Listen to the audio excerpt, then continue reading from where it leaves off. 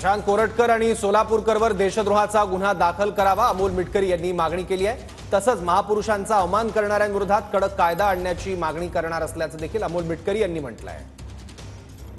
अलीकडच्या काळात छत्रपती शिवाजी महाराज, महामानव डॉक्टर बाबासाहेब आंबेडकर, स्वराज्य रक्षक छत्रपती शंभूराजे यांच्याबद्दल गरळ ओकणारी जी एक प्रवृत्ती निर्माण झालेली आहे, त्या प्रवृत्तीला चाप लावण्याकरता मग तो राहुल सोलापूरकर असो किंवा काल बरळलेला प्रशांत कोरटकर असो, यांच्यावर महाराष्ट्र शासनाने कठोर कायदा करून यांच्यावर देशद्रोहासारखे गुन्हे दाखल करून यांना तात्काळ जेरबंद करावं।